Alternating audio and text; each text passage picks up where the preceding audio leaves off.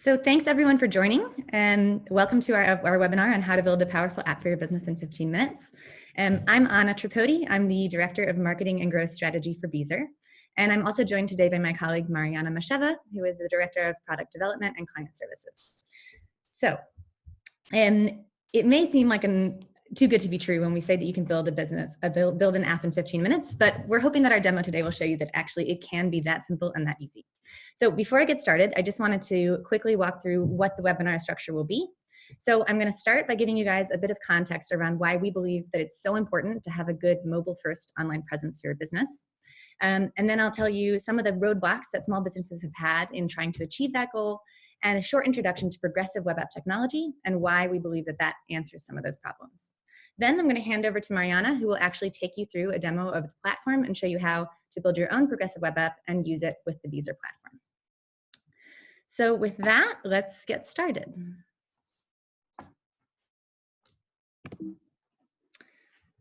So to start with the context, as I said, it's a mobile world. This is the first thing we need to understand. And this is actually something that we've seen coming for quite some time now.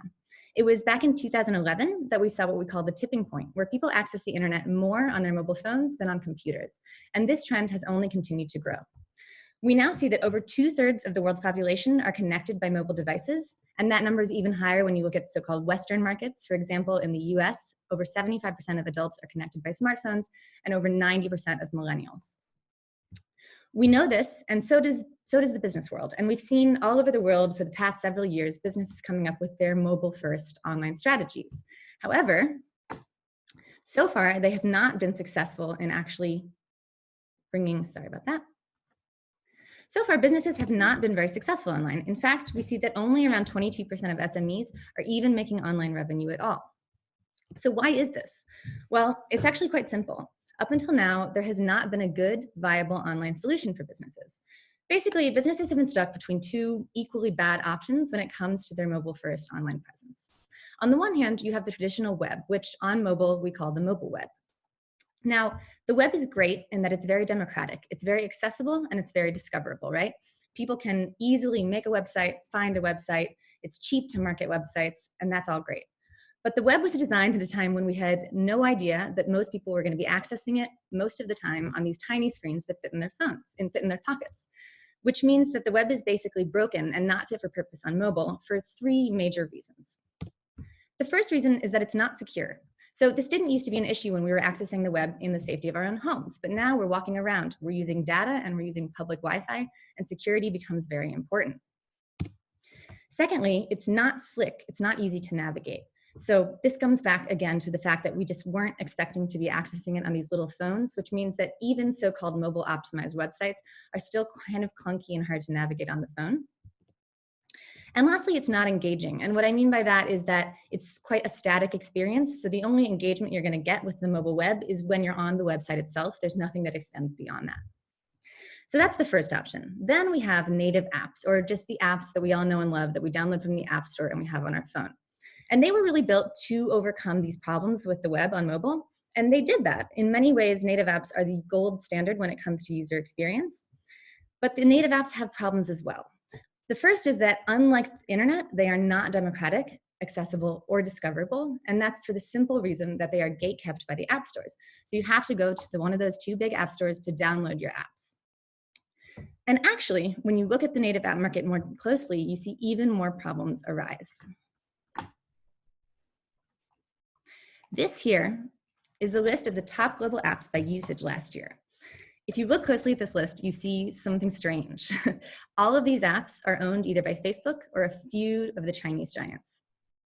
What does that mean? It basically means that all of the smaller businesses out there trying to put apps into the App Store can't compete. And when you look at actual usage statistics, it's interesting. Most people like to spend their time that they spend on their phone in apps because apps offer the good user experience. The problem is they actually spend most of their time only in their top 3 apps. And we look here at what these apps are. It's not any of the little players. So what that translates to is the fact that there are over 5,000 apps being uploaded into the app stores every single day. Most of them are not getting downloaded. In fact, we see that that's true. Only 8 out of 10 apps even make it out of the App Store at all. So Luckily, we're able to say that there's finally a third way in the form of progressive web apps. So what is a PWA anyways? Well, progressive web apps basically bring the web up to the level of native apps in terms of user experience. They are the next evolution of the web. They have all the accessibility and discoverability of the internet because they are accessible via a simple URL. But they work with a layer in the phone called service layers that make it adapt to the phone and have an experience just like native apps. So that's what a progressive web app is. And now what the Beezer platform does is it lets you build your own progressive web app easily and with no coding experience. It lets you distribute it directly without going through the app stores. It lets you engage with it. So this is what we were talking about before, how normal mobile websites are static. With the progressive web app, you can send push notifications, SMS, you can solicit feedback, so it's much more engaging and interactive. And lastly, you can analyze it and manage and update it as often as you want instantaneously. So before I go on to talk about the Beezer platform, I just want to say that we are not the only ones saying that progressive web apps are the future, right? In fact, Google is championing progressive web apps as the future of the web, and several large early moving companies have already started to validate the technology. So a few examples are, Twitter is actually promoting their Twitter Lite, which is actually a progressive web app, as their primary app, and by doing so, they've reduced data consumption by 70% because progressive web apps are so much lighter on the phone than native applications. Trivago has actually increased clickouts on their hotel deals by 97% after switching to a PWA. And perhaps even more impressive than that, we have Alibaba, who launched a PWA for their AliExpress and reported 104% increase in conversion rates. Why are we seeing these great results? It's simple, right? Progressive web apps are really easy to access and really easy to distribute, as we discussed, but they deliver the same great experience and slick UX of a native app, and so you see these good results. And you can believe that if they're working for the big guys like these guys, they should work also for small players.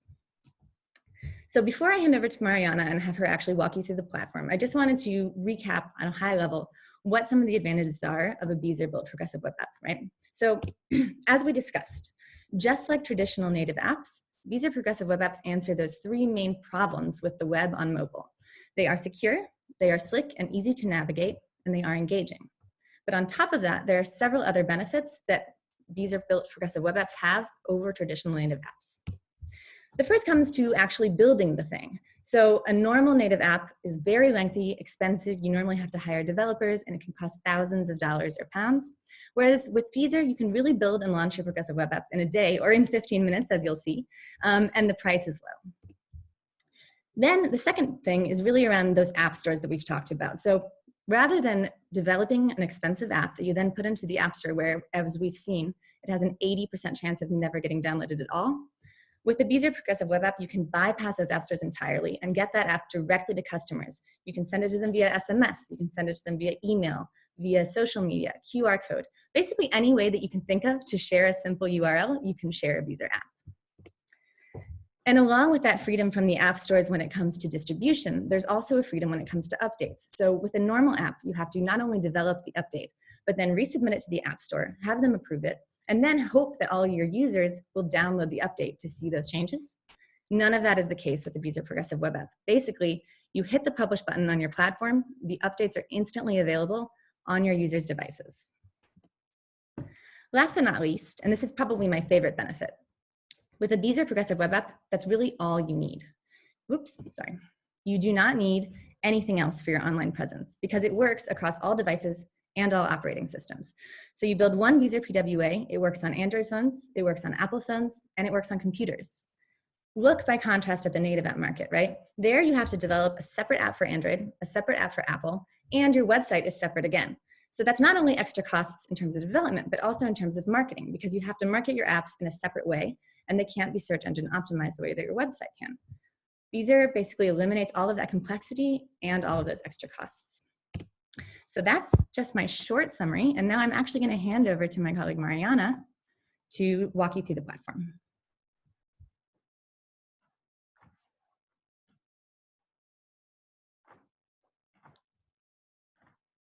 Hi, everyone. I'm not sure if you can hear me, Anna. Yes.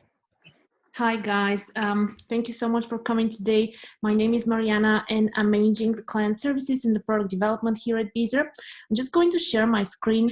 So as Anna explained, we're going to show you how you can start from scratch with Beezer, create and launch the app. Oops, not leave the meeting, create and launch the app within about 15 minutes. So some of you already have accounts, but some of you might be completely new. So we're starting with visiting our website where you can find out more about Beezer. You can also, I encourage you to look at the customer stories because there are some really interesting cases of different types of apps. So from here, we are signing up.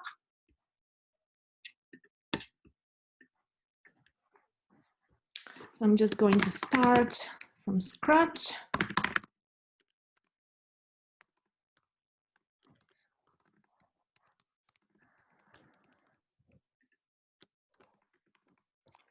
Reading the terms and conditions and going in. So now we're directed to a page where we can see a number of templates. We have built these templates to show you what the different apps could look like depending on the industry or the type of app. You don't necessarily need to select the template that's related to exactly your type of company. Let's say you have a hairdresser salon, but you like the wedding template more, so you can preview those templates. You could preview them on desktop, as we can see right now, but you could also preview them on your mobile phone by using that link over here. Once you've selected your template, you can also edit it. So it's okay to select any kind and then we can edit the pages. So for this demo, I'm just going to choose the hairdresser one. Clicking next, on this page, I'm selecting the app title.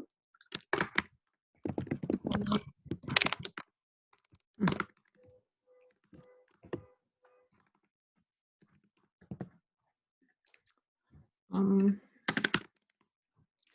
this is the unique URL link we're going to use to share the app later with our users and to access it ourselves. You can also change that later during the building process. So it is okay to not be 100% sure what you want in the beginning. You just need to select one URL. Here we've got a little message explaining that we are now starting our free 30-day free trial, which includes everything, well, on the everything plan, so we can access all features for 30 days. And this now is the building dashboard. So our platform has 5 main sections. It's build, distribute, engage, analytics, and member login. And I'm going to take you through each one of them, but to start off with the build section where we can change the content. So on the left-hand side, we can change the pages content. And on the right-hand side, we can see a mock-up of a phone.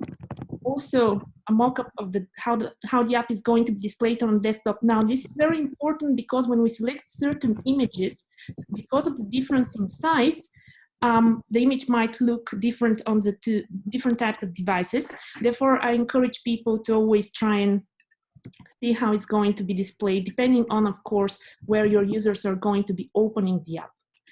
So this template for hairdresser salon is already prepared to have the most essential pages that we thought a hairdresser would need. We've got opening hours, we've got booking,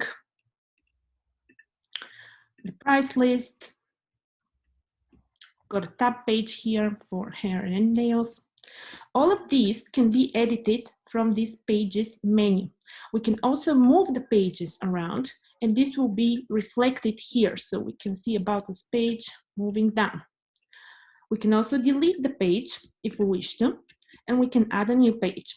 For example, now I'm going, a standard page is just a regular page. A tab page is a page with several tabs on the same page, and a pop-up box pops up when you, depending on your settings. A standard page, for example, COVID, I'm gonna keep the COVID-19 news theme. So when I start a page, I'm just gonna build one so I show you what I would say is best practice. I would start with a header, which I'm going to use from a design point of view as a title of the page. So that page was named COVID-19 news. I'm just going to place that with the editor at the center. I'm going to make it white, save, deleting that part here because we don't need it. We don't need a navigation button right now. Changing the layout because it's only a title, and I'm going to change the colors. So this is the title of the page. Then I might want to add some text. So I would add a text component. And if you wish, you could also add a form component to collect some information from the end user. Where is my form component? We can customize the form to ask any type of question. So it could be a checkbox. So the question could be, let's say, in the title of the form, let us know, how are you dealing with the lockdown? Display that. We add some boxes here for their name, email. We add checkbox, for example, doing well, or could be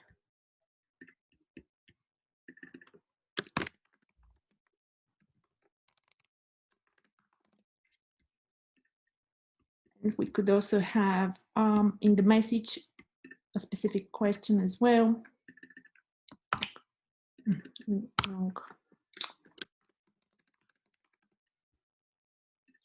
Just checking, checkbox required. Required. So here we are. Maybe we would make sense to move these checkboxes here above the name. And then we've got a form. We can also make sure that the form, once they click on the form, it would take us to another page. And this page could be within one of the pages in the app, or it could be an external web link. We could also create a new thank you page if we want to.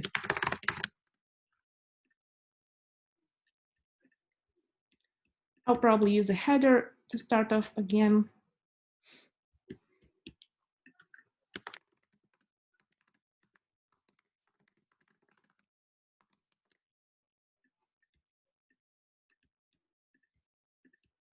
Make it larger.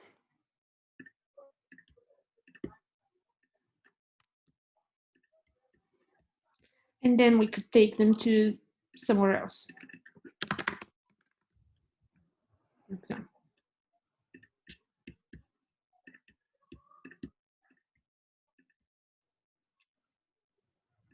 Now this thank you page, we might not really want to have this in the main navigation menu. For that reason, I'm going to hide it. So from here, you can hide from the navigation menu. Therefore, it's not appearing here. However, once they complete the form, they will be directed to that page. So besides, so in terms of changing content, besides changing the name of the page and moving them around, we could also obviously add different components. We have 4 sections. The first one, named components, has components like text, images, forms, schedule, files. We've got the app market, which is third-party tools like Facebook page, Instagram feed, Twitter.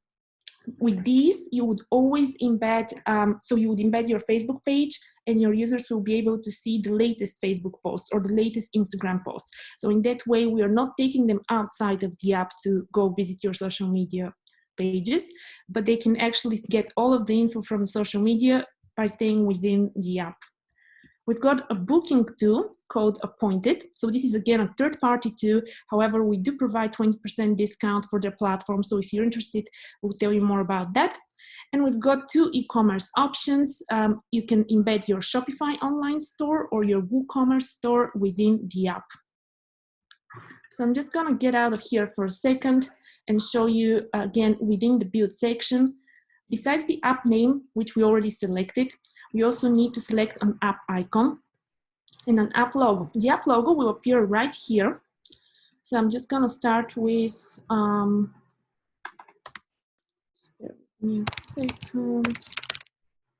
selecting an image. I'm kind of into selecting moving images nowadays, so I'm gonna try with this one. So it's a GIF, but let's see how it works. Cool. And then we've got the app icon, which is what your users are going to see once they download the app on their mobile device. And I can choose a different one, or it could be the same one. This one, yeah, that's a good one.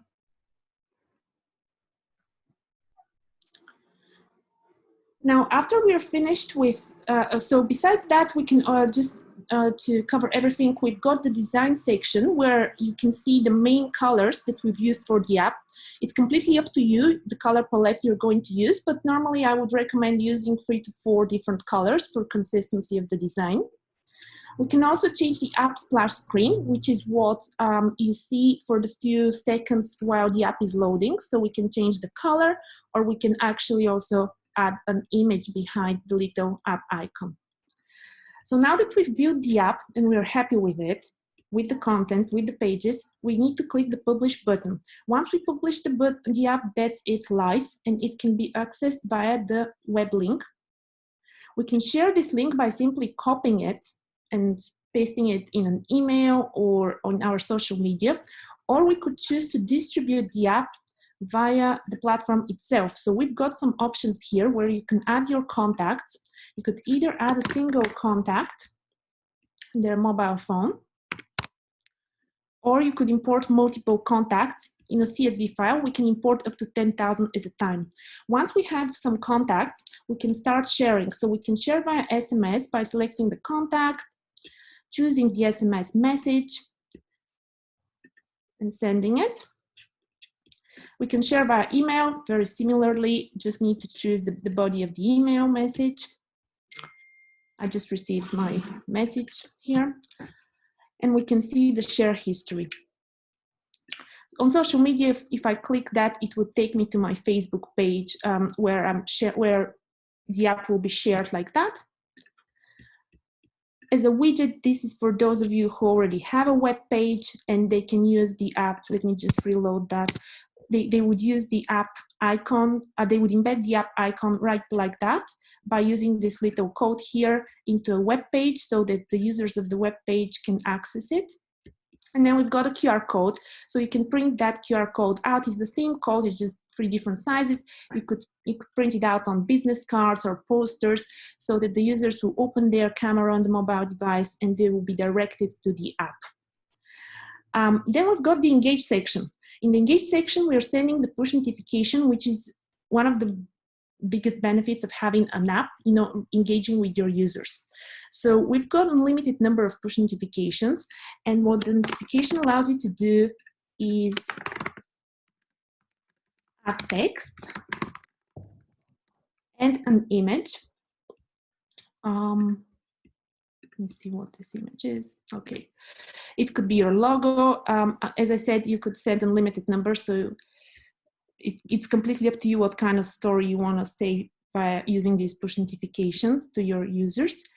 We can also schedule them, and we can also include a link which could be to a page within the app, or to an external web link. It could also be a video, of course. So we're sending that. And then in the app shell, which is what we call the end version of the app, I'm going to show you the desktop. We are going to receive the notification. There should be the red dot. Latest announcements. I'm going to double check about the red dot, because normally you would see a red dot right next to the page where the notification is supposed to be.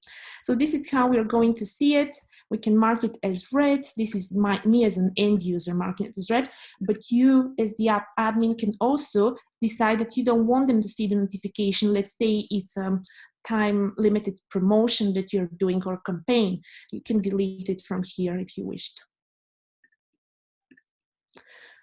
We recently also included the option to collect your users' phone numbers in order to send them an SMS instead of push notification, which can sometimes be as effective depending on your strategy. Here we see all of the form data. So as we already created a form here, the COVID-19 news, I can show you, for example, how are you dealing with the lockdown? Okay, no, I would say I'm dealing well.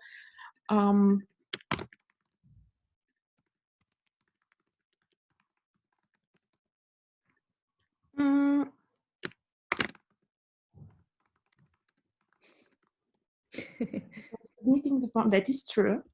And we are submitting the form, and me, the app admin, is going to receive, I'm going to receive an email notification that I've got a new form submitted. However, I will also be able to find that out here in the form data. Once you get more than one entries, it might make sense to actually select all of the entries and download it in a CSV file for your reporting if you wish to. We do the same with the vote data when you add a vote component, and rating data when you add a rating component. Here, payment history, this is related to when you add payment option, which at the moment we have with a pay now button, and you will see all payments here.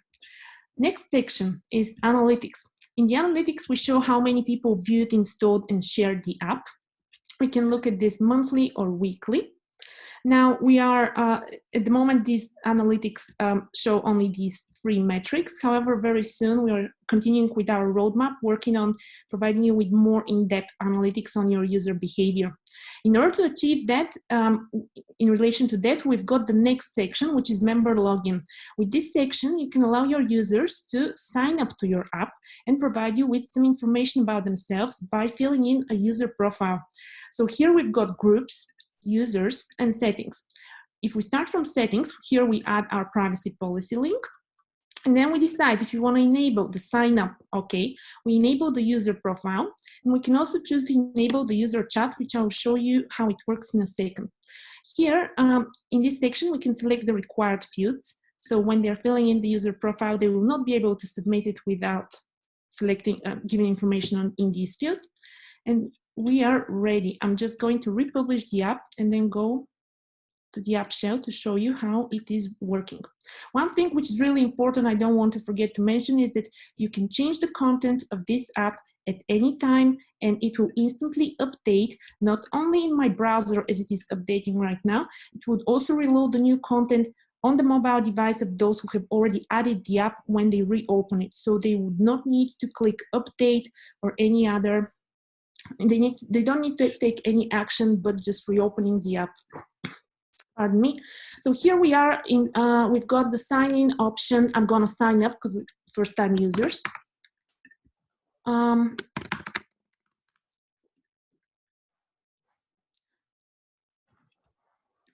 After I've signed up, I can fill in a user profile. I don't have a picture here, so I'm just gonna use that one.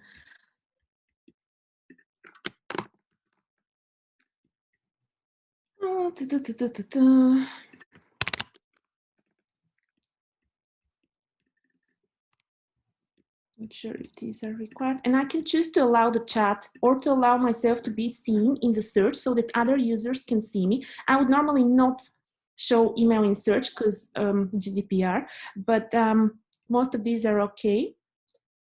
User phone number already exists.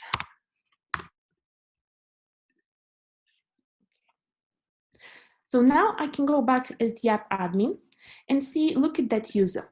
So that user is here under users, and they are automatically assigned to a group called my default group. Within groups, I can find this group and see what are the settings of these groups. So what access do people that are in this group have? At the moment, nothing is selected. So we're going to select 3 pages. The first 3 pages, and we're saving that group. So this user has signed up and they've done nothing else. They're automatically given access to these 3 pages. Now let's say that they make payment or that they're a specific type of user and you want them to have full access to your app. We can create another group called full access, and here we can select all of the pages and save that setting. So to start off with, I'm going to show you, I'm currently only in the default group as myself. So I'm going to reload to show you the change happening. I can have access to homepage, to opening hours, and to book now. And now I shouldn't have access to team. I think you have to publish the changes. Oh yeah, pardon me. This is a good reminder for everyone to always publish the changes in your app. So here we are.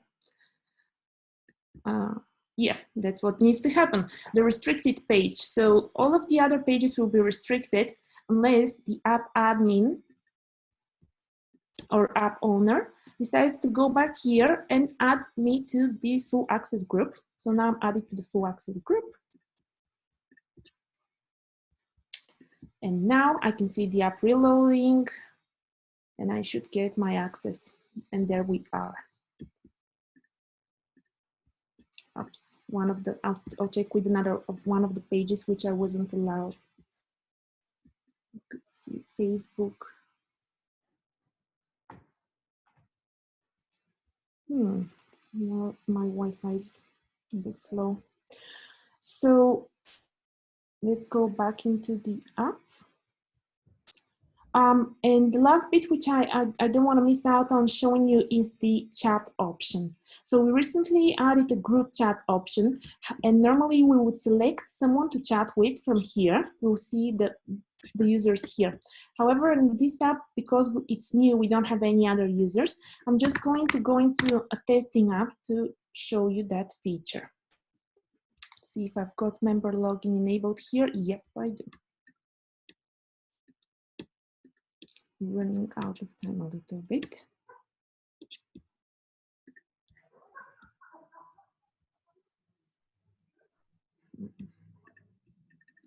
No, if this testing app is prepared for my webinar. Sorry, guys. The new testing app. Just bear with me a sec.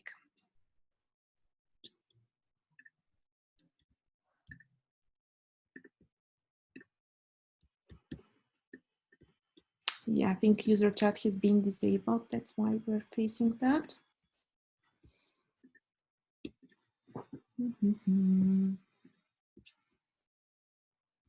Going back to the app.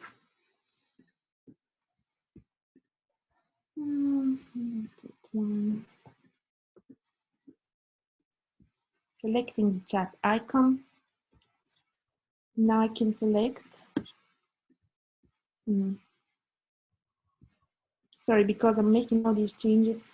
I could select one of these people, no name, so they haven't filled in a name, and I can write them a message. We could also try to create a group by selecting that button and adding different users in a group, giving the group a name. And they're all in here. And I can also change the settings of this group. Oops. No. Okay, so I can decide to remove them if I wish to, or add new people from here. So this is the chat. And one last bit I wanted to show you actually, which is it's quite good, is this. We recently added the option to stream music in the app. So you could select the page and add a new component, which is here called radio streaming. You can then select, I have here a list of radio streaming links. Select any radio or any kind of streaming link really if you've got any specific one you wish to broadcast. And then we just add the link, save the app, publish. We've got a little play icon here, and that will allow our users to actually play some music while they are using our app. They can, the music is not going to stop playing unless they leave the app. Well, on Android, it will actually continue playing even after leaving the app, and we're working to make it work like that on iOS as well. So I think that's pretty much it from me.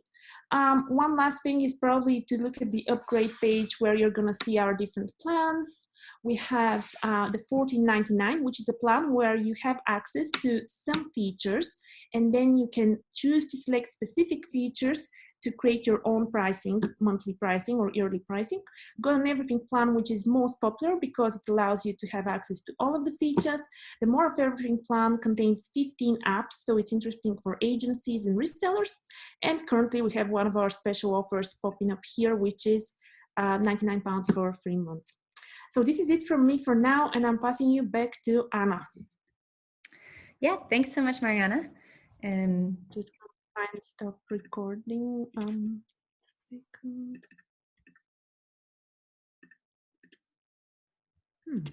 sorry. Here, there we go. Oh, thank you. So thanks everyone. Thanks, Mariana. I hope everyone enjoyed this brief look through our platform. Of course, we could spend far more time on every single one of our features, but I don't think anyone has the time for that right now. Before I get to your questions, I just wanted to say that we have a special offer that we want to offer to all of you guys just for a thank you for joining the webinar. So actually, after this webinar is over, we'll be sending you an email basically detailing you how you can access this offer. But what we're offering is 50% off of our everything plan if you choose to actually upgrade to a paid plan in the next 24 hours. So that will be 50% off of your first annual payment if you're paying on the annual plan, or 50% off of your first 3 months if you choose to go with the monthly plan. So with that, I think maybe I'll just turn to some questions. So some people have already written some questions in the chat box. If you have any other questions, go ahead and type them in there. But for now, I'll just start addressing some of the ones that have been typed already. So let's see here. I see, does a tutorial like this exist anywhere else? So we don't have a full walkthrough of the platform like the one that Mariana just gave, although we are recording this webinar and we'll upload this and we'll give you all the links to that. So you'll be able to access this exact tutorial. But in addition, we do have how-to videos. So we have a whole series of how-to videos on our YouTube channel, which I can also link out to you guys after this, which walk you through every feature basically. So how to, from how to create the app and create an account to how to add a header and format it, to text, to video, to member login. So we pretty much cover all the features there. Josh asked, can you upload documents? Yes, so we have a file upload feature, which basically lets you upload almost any file type. I think Mariana can correct me if I'm misspeaking, but I think, everything from Word to PDF to whatever else, and allow your users to download that file directly. Oh, Mariana seems to have been muted. Just a moment. Myself. There we go. Yeah, I was just gonna say you just need to go to the components menu and look at the file component, and this is where you can upload your file. It could be PDF, Word, and any other form, CSV file. I see a question. What if you want to have 2 different languages, one for English and one for French? Actually, interestingly, we just had a customer create an app who's from Mauritius, so they speak English and French there. And what he did was he smartly just utilized our tabbed page features. So every page that he created as a tabbed page. And basically on one tab was the English version and on one tab was the French, so that users could very easily switch between the two. There are ways to do that. Let's see, what other questions do we have here? If you wanted to sell apps as part of your business, does the special offer apply to that as well? So the special offer is planned only for the normal everything plan, but we'll send the email out and get in touch with us and we can discuss, because I'm sure we want to find a way to help you all. Let's see, what else do we have?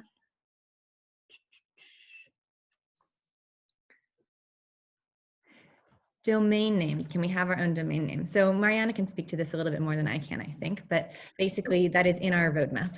So go ahead, Mariana. I mean, yeah, that's pretty much what I was going to say. We're working on it. Hopefully, maybe in the next week or two, we'll send out an email to everyone on the platform to give you a more clear estimated time of arrival for that feature. But we are working on it with priority. So probably the next couple of months, we need to have it. Yeah. And something I just wanted to add about that is that basically with our pricing plans, the cool thing about the everything plan is not only that it includes all of our features right now, but as maybe is clear from just what we've even been saying in this webinar, we are always adding more features and always, improving the app. And when you're on the everything plan, it includes everything we have now and everything that we're going to have coming in the future. So it's good to have. Let's see. From Jesper, I hope I pronounced that right. Where is the app content stored and how much space do you have for content? Mariana, maybe you can answer that one. So so everything is stored on the Beezer platform, and we have unlimited space at the moment. In fact, we use Amazon Web Services for hosting, so we really do have unlimited space at the moment. We have some other platforms would charge you for space. We do not charge for space at this time, and we're not planning to in the foreseeable future. So this should be okay. Mhm. Mhm.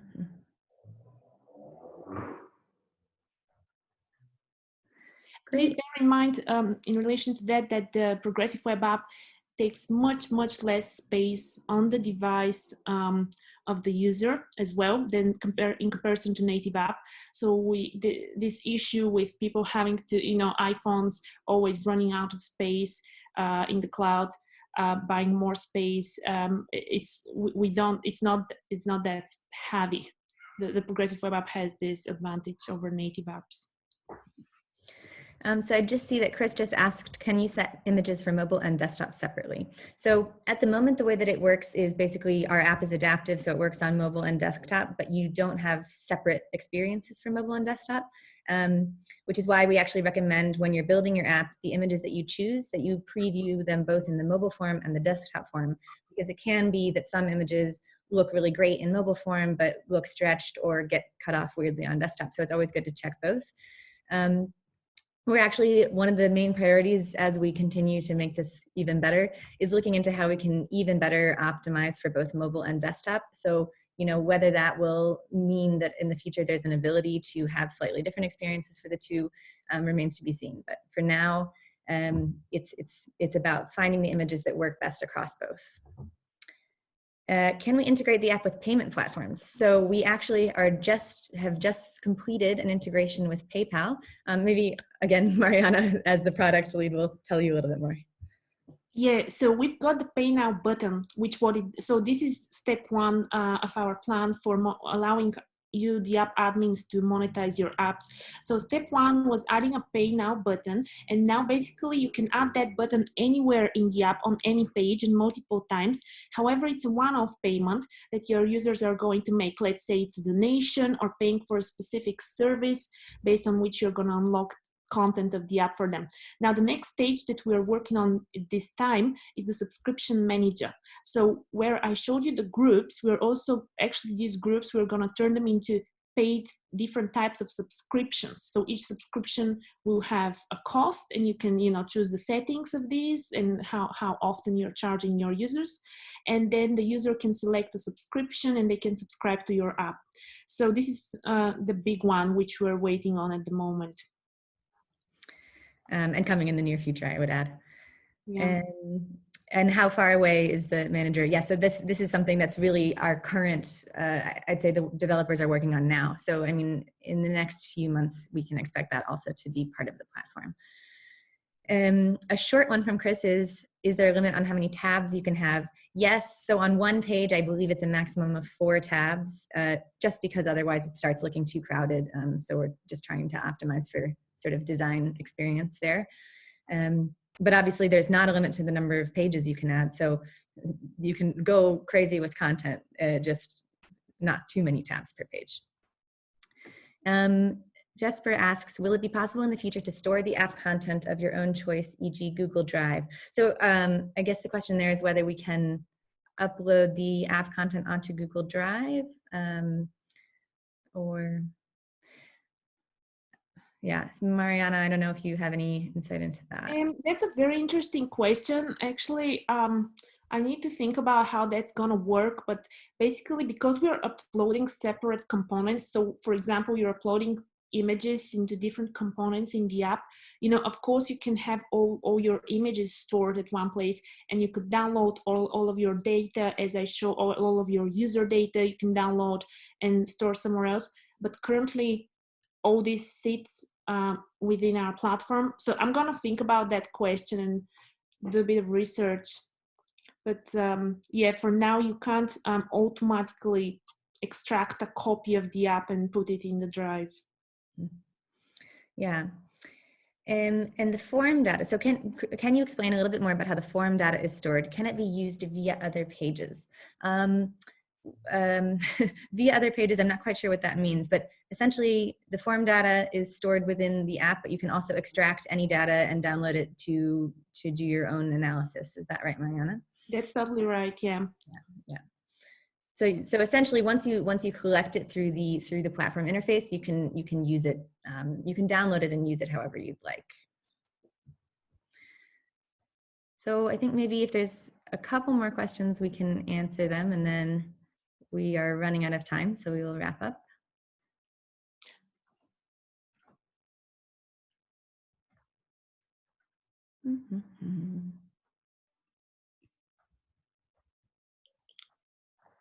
I saw one question about copying an app. And yeah, we can duplicate your app if you wish to. So for example, if you choose to go with this account, the expert account or more of everything account, where you get 15 apps and you've already built one app, just want 15 copies, we can definitely do that for you. You just need to email us. Yeah. I see a question here, a little bit unrelated to the app itself, which is Peter Jones still involved? So I can answer that one. So actually, it's interesting. It's funny what you see on Dragon's Den, which if anyone saw us on Dragon's Den, that was a very cool experience for Beezer. But is just obviously a small part that they cut down for TV. So what ended up happening is, although it was really great to have Peter Jones agree to invest and become part of the business, in the discussions afterwards, we basically made our founder and CEO basically made the realization that the valuation at which Peter Jones was trying to come in was actually quite low. And as circumstance would have it, around the same time, we had another big investor who was actually the individual who invented the auto-population of forms. So when you're typing in a form online, the auto-population there. So basically a very wealthy person who ran a software company. Also came to us with a bid for investment, and the valuation there was much better. And so actually in the end, we ended up not going with Peter Jones, but going with this other investor. We still maintain a good relationship with Peter Jones though, so there's always a possibility for that to come back. But at the moment, at that moment, we ended up not going with him after all. So don't believe everything you see on TV, I guess. Can you access our client data, and is it used by Beezer? Mariana? No, so we do not touch your client data. You can access it, you can download it and delete it. It's within the terms and conditions. It's completely yours. We're simply providing you the method to collect that data and to store it. That's all. Can you target single app users with push notifications? Yes, so or I believe so. Actually, let Mariana speak to that. Yeah, almost there. I mean, when I showed you the engage section and I showed you the SMS, it says users there. So this is something, again, which we are going to be releasing really soon, and you would be able to so you would be able to include a pop-up in the app, and that pop-up is going to ask the user, would you like to receive SMS notifications, or would you like to receive specific notifications? If they want to, they can add their details there, and you can then target them specifically. But we do need that level of them giving you this admission, this information. This allowance for you to approach them directly like that. So we're working on that right now, and yes, it will definitely be possible. We will announce it soon. Yeah. And when it comes to the question of whether the push notifications can be scheduled, yes. So you can schedule them up to 6 months ahead of time. So say you have a marketing campaign planned or something where you have a certain offer running, you can schedule, with the everything plan, you have unlimited push notifications. So you can schedule out a whole plan of notifications over the next 6 months for that purpose. From Gary, I see, do you have an API rather than uploading users? Can we just push user data into the app? So if you have another platform from where you want to introduce the user data into the app, we could look into that on a bespoke basis and look how we could achieve that specifically for you, because at the moment the core platform doesn't have that option. But definitely email us and we can look into it. Mm-hmm. From Chris's question, do you have an integration with Zapier? We do not have a particular integration with Zapier. We do have the functionality, though, to be able to basically, via something called iframe, integrate any other third-party website or page into the app. There are some restrictions with iframe, which is true universally, so some things integrate a little less smoothly, but generally speaking, you can integrate basically any third-party page.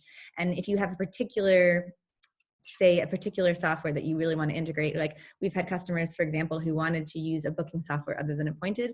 There are always abilities for some sort of more tailored and more specific integrations that you just need to speak to our support team to make that happen.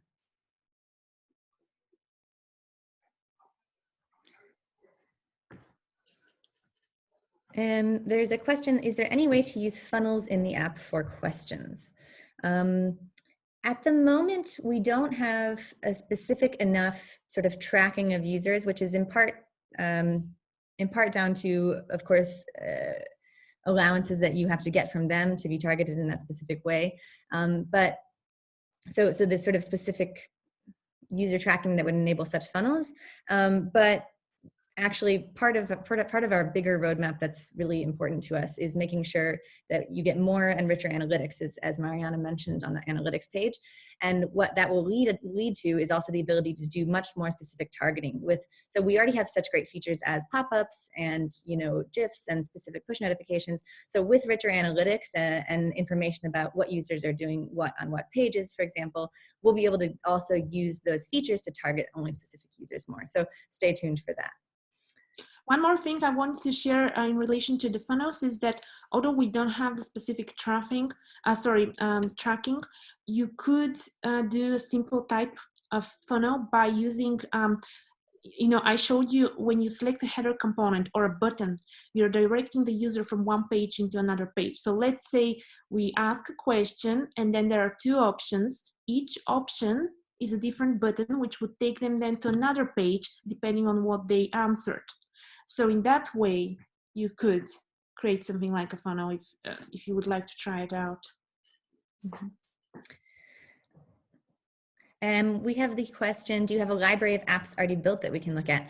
So we do. I mean, there are lots of apps that have been built with us. We have, although we can't, freely share all of our customers' apps, we do have a page on our website called Customer Stories, where we profile certain customers that have agreed to be case studies for us, and you can have a look at every single case study or customer story has a link to their app, so you can actually peruse their apps themselves. And then, of course, obviously, we have our templates, which we're trying to continue to expand our range of templates that we have to cover as many industries as possible, to just sort of show you what can be done for that industry and give you some suggestions for what the pages can look like in that industry. And yes, we are open to suggestions, as you can see here. So essentially, we're super happy to have you guys in here to see the platform, but also to engage with us as a startup, that are continuing to develop the product. We always want to hear from our customers and make sure that we're developing in a direction that makes sense for everyone. So we are very open to feedback, and we always want to support you guys and help you. So I think with that, I will say thank you very much to everyone.